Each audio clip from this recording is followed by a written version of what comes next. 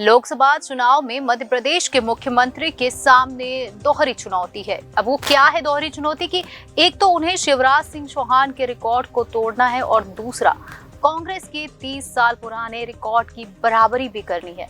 अगर सीएम मोहन यादव इस एग्जाम में रिकॉर्ड नंबर से पास हो जाते हैं तो उनका कद बीजेपी में काफी बड़ा हो जाएगा। सीएम बनने के बाद मध्य प्रदेश में डॉक्टर मोहन यादव की बड़ी अग्नि परीक्षा होने वाली है। इस स्टेट में उनका मुकाबला बीजेपी के पूर्ववर्ती मुख्यमंत्रियों से है, जिन्होंने लोकसभा चुनाव में पार्टी को बड़ी सफलता दिलाई।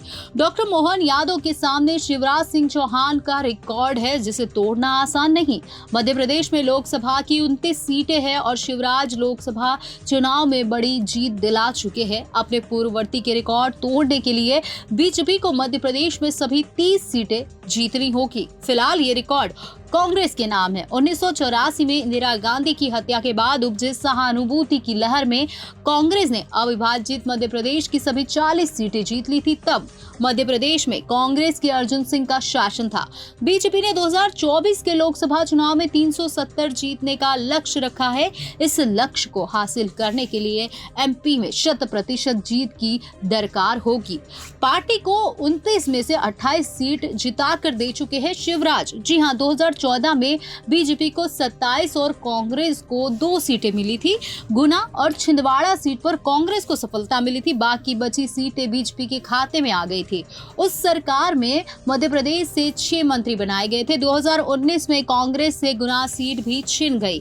बीजेपी ने 28 सीटें जीतकर रिकॉर्ड बना दिया। शिवराज सिंह चौहान 29 नवंबर 2005 को सीएम बने। 2008 के विधानसभा चुनाव में बीजेपी को दोबारा जीत मिली। दूसरी बार सीएम बनने के बाद शिवराज सिंह चौहान का लोकसभा चुनाव में टेस्ट हुआ। 2009 में बीजेपी को सिर्फ 16 सीटों पर जीत मिली थी। 12 सीटों पर कांग्रेस और 1 पर बीएसपी ने कब्जा किया था। 2004 में भारतीय जनता पार्टी के पास 25 सीटें थी। ये सफलता बाबूलाल गौर के संक्षिप्त शासनकाल में बीजेपी को मिली थी। 1984 के रिजल्ट को दरकिनार भी कर दे तो मध्य प्रदेश में 100% सीटों पर जीत आसान नहीं है। छिंदवाड़ा लोकसभा सीट पर कमलनाथ और उनका परिवार लगातार 9 बार से जीत दर्ज कर रहा है। 19 के दशक के चुनावी इतिहास में मध्य प्रदेश के नतीजों में उलटफेर होता रहा है। राम लहर के बावजूद 1989 में बीजेपी को अविभाजित मध्य प्रदेश की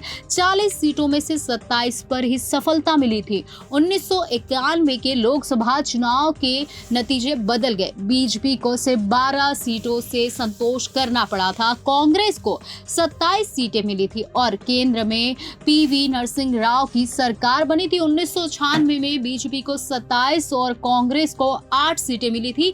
5 सीटें अन्य के खाते में गई थी।